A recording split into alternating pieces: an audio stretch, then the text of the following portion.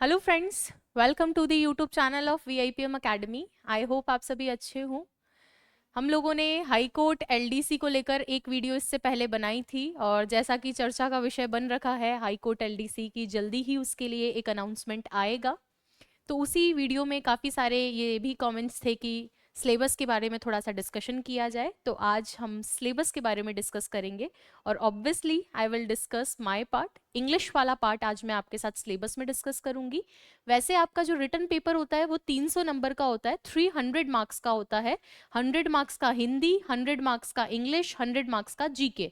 हिंदी और जीके को छोड़कर आज मैं इंग्लिश वाले सेगमेंट की बात करूंगी, क्योंकि this is what I teach. जो मेरा सेगमेंट है मैं उसी के बारे में बात करूंगी।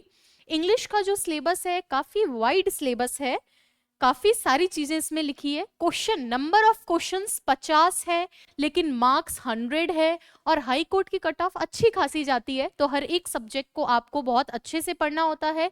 और हिंदी आजकल लगभग सभी बच्चे पढ़ते हैं, जीके भी हर एग्जाम में आती है। इंग्लिश से थोड़ा सा बच्चे घबराते हैं, या तो उसको अच्छे से पढ़ के एक बारी खत्म करो ताकि जिस भी एग्जाम की प्रिपरेशन करो बार बार आपको उसके लिए परेशान नहीं होना पड़े। मैं हमेशा बोलती हूँ कि किसी बच्चे ने अच्छे से एक बार इंग्लिश पढ़ ली है तो उसको बार बार हर एग्जाम के लिए अलग से पढ़ने की जरूरत नहीं है। बट कोई बात नहीं, आप लोग उस चीज को धीरे धीरे रियलाइज करेंगे, क्योंकि हर बच्चे, मैक्सिमम जो बच्चे रहते हैं वो अलग अलग वैकेंसीज में ट्राई करते हैं, फॉर्म्स भरते हैं। और क्यों ना करें, जिस हिसाब से वैकेंसीज निकलती है, नंबर ऑफ वैकेंसीज निकलते हैं, आपको 2-3 वैकेंसीज में ट्राई करना चाहिए अगर सिलेबस सेम हो तो। चलिए स्टार्ट करते हैं हम लोग सिलेबस के बारे में। इंग्लिश का जो सिलेबस है उसमें सबसे पहला टॉपिक लिख रखा है इम्प्रूवमेंट ऑफ सेंटेंस। मैं कह रही हूं इन्होंने फर्स्ट टॉपिक लिख दिया, आगे ये ग्रामर का कोई भी टॉपिक नहीं भी लिखते ना तो पूरा पढ़ाना पड़ता, क्योंकि इम्प्रूवमेंट ऑफ सेंटेंस, इम्प्रूवमेंट का मतलब होता है इम्प्रूव करो, किसको? सेंटेंस को। इसका मतलब कुछ ना कुछ उसमें गलती है या कुछ ना कुछ उसमें बदलाव होना चाहिए। अब अगले ने पहले में ही क्लियर कर दिया कि पूरी ग्रामर आपको पढ़नी पड़ेगी।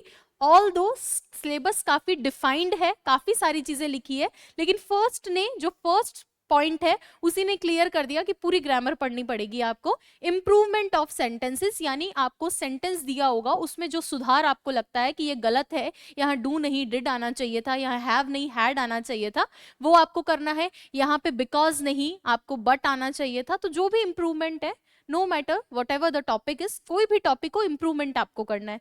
सेकेंड टॉपिक है टेंस और सीक्वेंस ऑफ टेंस। अगेन वो टेंस लिख देता तो सीक्वेंस ऑफ टेंस अंडरस्टूड है, क्योंकि सीक्वेंस ऑफ टेंस कोई अलग टॉपिक नहीं है, it's all about the arrangement. ये किसके बारे में है? अरेंजमेंट। अरेंजमेंट का मतलब है कि दो टेंस जब साथ में आएंगे तो कौन से टेंस को कैसे लिखा जाएगा। तो जब टेंस पढ़ा रहे हैं तो सीक्वेंस ऑफ टेंस उसी में है, लेकिन अलग से लिख दिया है, इसका मतलब क्वेश्चन पक्का आएगा और आता भी है, इंपॉर्टेंट टॉपिक है। तीसरी चीज अभी सिलेबस पे डिस्कशन के बाद मैं बताऊंगी कैसे क्या अपनी स्ट्रैटेजी बनाएं इंग्लिश को लेकर, क्योंकि बहुत इंपॉर्टेंट है। सिलेबस जिस हिसाब से वास्ट है और आप रियली एक अच्छे कैंडिडेट के रूप में आप तैयारी करना चाहते हैं तो अभी से करने में भलाई रहेगी, क्योंकि इतना ज्यादा सिलेबस है, ऐसा नहीं है 1-2 महीने में कवर हो जाएगा। थर्ड टॉपिक है वॉइस, जिसको आप एक्टिव पैसिव भी बोलते हैं। फोर्थ है आपका नरेशन, ये नरेशन टॉपिक है। नरेशन टॉपिक के अंदर डायरेक्ट इनडायरेक्ट आते हैं, और वॉइस और नरेशन उसी बच्चे को आते हैं जिसको टेंस आता है, क्योंकि सारे कॉन्सेप्ट्स वही हैं। अगला टॉपिक है आपका इंप्रूवमेंट ऑफ सेंटेंसेस। अगेन अगर मैं बात करूं, स्लाइड एक सेकेंड, अगला टॉपिक है आपका ट्रांसफॉर्मेशन। अगला टॉपिक क्या है? Transformation of sentences.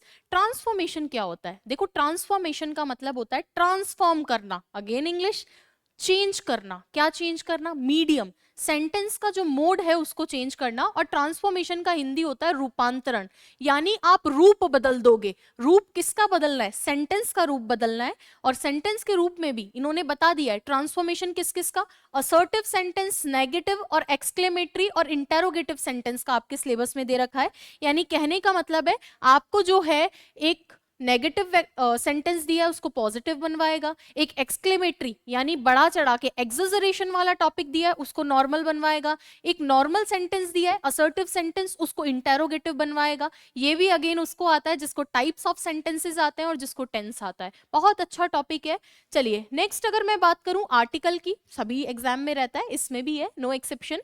डिटर्मिनर, उसके बाद प्रेपोजिशन। प्रेपोजिशन आजकल बहुत एग्जाम में पूछा जा रहा है।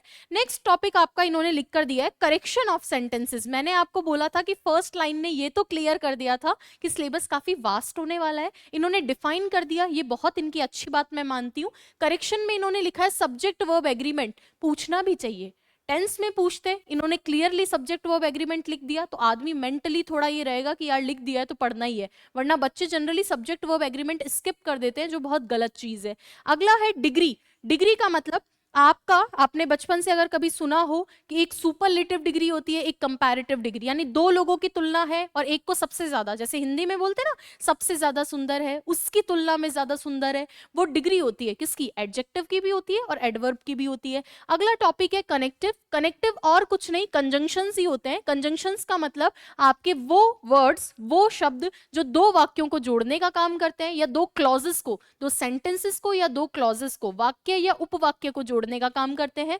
और वर्ड्स रॉन्गली यूज्ड, यहां पे इन्होंने फिर बता दिया कि पार्ट्स ऑफ स्पीच से क्वेश्चन आएंगे भैया। पार्ट्स ऑफ स्पीच सिलेबस में नहीं लिखा, लेकिन इन्होंने लिखा वर्ड्स रॉन्गली यूज्ड। इसका मतलब है कि किसी गलत पार्ट्स ऑफ स्पीच का इस्तेमाल कर दिया हो, गलत शब्द लिख दिया हो, वो कुछ भी पूछ सकता है। तो यहाँ पे जो कमी थी वो भी इन्होंने यहाँ पे डाल दी। आगे इन्होंने इतना ही नहीं कि ग्रामर ही नहीं, इन्होंने इसमें वोकैबुलरी भी डाली, और वोकैब के एक दो टॉपिक नहीं, काफी सारे टॉपिक्स हैं। Synonym, antonym, one words, prefix, suffix, confusable word और ईडियम फ्रेजेस, इतने सारे टॉपिक वोकैब के हैं। इस चीज से एक बात तो क्लियर हो गई कि if you really want to crack this exam ना, स्टार्ट प्रिपेयरिंग। क्यों? अगर आप वास्तव में इस एग्जाम के लिए उत्सुक हैं, जिस हिसाब से इन्होंने सिलेबस दिया है, ये 1-2 महीने का सिलेबस बिल्कुल भी नहीं है। इसके लिए यू रियली नीड टाइम, आपको वास्तव में समय की जरूरत है। क्यों? सिर्फ पढ़ना ही सब कुछ नहीं होता। जीके में एक बार ही आप पढ़ के क्वेश्चन कर सकते हो, लेकिन इंग्लिश में ऐसा नहीं है। थ्योरी पढ़ना और किस तरह से पेपर अटेम्प्ट किया जाता है, वो दो अलग चीजें हैं। मैंने आपको थ्योरी पढ़ाई, लेकिन जब तक पेपर अटेम्प्ट करना नहीं सिखाऊंगी, आपसे क्वेश्चन नहीं होंगे। आपने ये रियलाइज भी किया होगा, टेंस आता है लेकिन क्वेश्चन नहीं हो पाते। क्यों? क्वेश्चन करने का तरीका अलग होता है, और उसको मैं बोलती भी हूँ रिजेक्शन मैथड, कि क्वेश्चन आपको नहीं करना है, क्वेश्चन अपने आप होगा, बस आपको रिजेक्शन आना चाहिए, और रिजेक्शन से ही आपके क्वेश्चन इजीली हो पाएंगे। रिजेक्शन क्या होता है वो भी मैं आपको आगे बताऊंगी। चलिए, अब ये तो सिलेबस था, अब कैसे पढ़ें इसको? तो अगेन दो तरह के स्टूडेंट होते हैं। एक स्टूडेंट चाहता है कि मैं अभी से ही अपना पढूं, एक कोर्स लूं, चाहे बुक लूं और पढ़ना शुरू करूं। उनको मुझे कुछ कहने की जरूरत नहीं है, दे आर गुड इनफ। वो आराम से अपना कोर्स लेंगे, पढ़ेंगे, कहीं से भी लो, कोई भी बुक लो, चाहो हमारी एप्लीकेशन डाउनलोड कर लो VIPM अकेडमी, वहां पे आपको हाई कोर्ट का कोर्स मिल जाएगा। एक और चीज, किसी बच्चे ने LDC की तैयारी कर रखी है तो ऑलमोस्ट सिलेबस सेम है, दो तीन टॉपिक कम होंगे, बाकी ऑलमोस्ट सिलेबस सेम है। एक आध टॉपिक बढ़ गया है, बाकी एकदम सेम सिलेबस है, कोई डिफरेंस नहीं है। आप हाई कोर्ट की तैयारी, मान लो 2025 में आपका हाई कोर्ट LDC, और 2026 में तो डेट दे रखी है RSSB LDC की, दोनों तैयारी एक साथ करो, एक ही बार में जो भी है फाइनल करो। बार बार अलग अलग वैकेंसी की तैयारी करने की जरूरत नहीं है। दूसरी चीज, अभी इस बार स्टेट में बहुत सारे एग्जाम्स हैं 2025 में, चाहे पटवार हो, चाहे वीडियो हो, चाहे ग्रेड 4 हो, ड्राइवर हो, कंडक्टर हो, तो लगभग बच्चे फॉर्म्स लगाते हैं, तो उनकी तैयारी भी साथ ही हो जाएगी, तो कोई दिक्कत नहीं है। आप कोई भी एक सब्जेक्ट को पकड़ो और उसको मजबूती से करो। आई वुड से आप हिंदी पढ़ रहे हो तो ऐसा पढ़ो कि कोई भी एग्जाम दो तो निकल जाए, ये चीज होनी चाहिए। हम लोग क्या है कि सब्जेक्ट को सीमाओं में बांध देते हैं, विषय को सीमा में बांध देते हैं। अरे इंग्लिश है तो इंग्लिश ऐसा थोड़ी है कि हाई कोर्ट की इंग्लिश में टेंस अलग होगा, RS की इंग्लिश में टेंस अलग होगा, क्वेश्चन पूछने का तरीका अलग होता है। आई रियली अंडरस्टैंड दैट, लेकिन क्वेश्चन पूछने का तरीका अलग है, कंटेंट अलग नहीं होता। तो किसी भी एग्जाम की तैयारी करो और उसको एक सब्जेक्ट को मजबूती आप अपनी दो। दूसरी चीज, जो बच्चे नहीं मैम हम सेल्फ स्टडी करना चाहते हैं, वेरी गुड, सेल्फ स्टडी करो, उससे बेस्ट कुछ हो ही नहीं सकता। इंस्टीट्यूट आपको सिर्फ गाइड करते हैं, लेकिन सेल्फ स्टडी भी एक बहुत अच्छा माध्यम है इफ यू आर सिंसियर। आपको लगता है आप कर सकते हैं, वेरी गुड। चलिए, इसमें मैं कैसे आपकी मदद कर सकती हूँ? हमारा यूट्यूब चैनल है VIPM क्लासेस, यूट्यूब चैनल जिसपे आप ये वीडियो अभी देख भी रहे हैं, VIPM क्लासेस। उस पे ऑलरेडी मैंने बहुत सारी क्लासेस जो हैं VIPM क्लासेस यूट्यूब चैनल पे ले रखी है। आप एक पूरी प्लेलिस्ट चेक कर सकते हैं, आप पूरी एक प्लेलिस्ट चेक कर सकते हैं, और उस प्लेलिस्ट के अंदर आप देखेंगे हाई कोर्ट के नाम से ही प्लेलिस्ट है।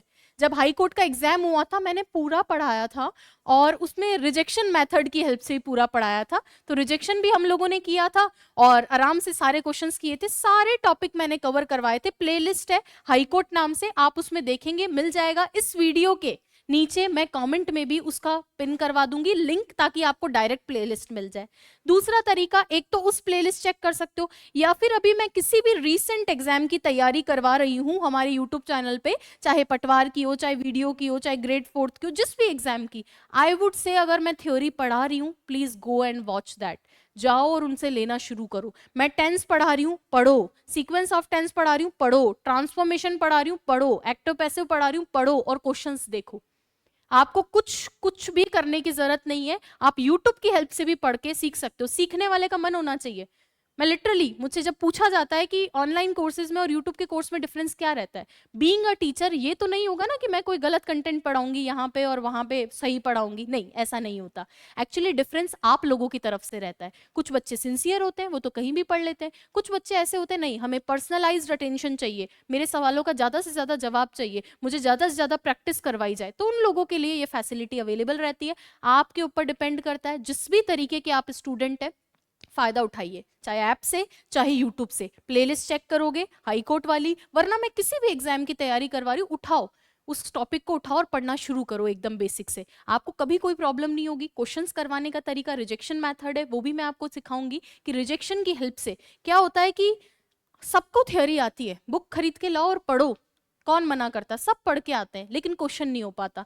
एक क्वेश्चन आया तो रिजेक्शन ये कहता है कि ये क्वेश्चन है ना, तो इसके जो 4 ऑप्शन है, आप पता नहीं उसको कैसे एक ही आंसर करते हो, जबकि रिजेक्शन मेथड ये कहता है कि इन चारों में से ये 3 गलत होंगे और एक सही होगा। और जिस दिन आप ये अप्रोच लगाने लग जाओगे, सिर्फ इंग्लिश में ही नहीं, आप हिंदी में लगा के देखो, जीके में लगा के देखो। जब मुझे ये पता चल गया कि ये दोनों नहीं आएंगे, तो आपके पास 2 ही ऑप्शन है, आप लोगों के लिए 4 ऑप्शन और मेरे पास 2। सपोज यहाँ शी लिख रखा है, यहाँ ऑप्शन में ए में हैव लिख रखा है और सी ऑप्शन में डू लिख रखा है, तो मैं आपकी जगह होती तो ए और सी हटा देती, मेरे लिए अब 2 ऑप्शन है, चीजें आसान हो जाती है। इसको बोलते हैं रिजेक्शन मेथड। आप डायरेक्ट आंसर ढूंढेंगे, गलतियों की संभावना बढ़ जाएगी। ये सब मैंने उसमें करवा रखा है और आगे भी क्लासेस होती रहेंगी। एक बार ऑफिशियल नोटिफिकेशन आने दीजिए, हम लोग और क्लासेस भी स्टार्ट करेंगे, बट जब तक बैठो मत, क्योंकि जितना बड़ा सिलेबस है उसको कवर करने में टाइम लगेगा।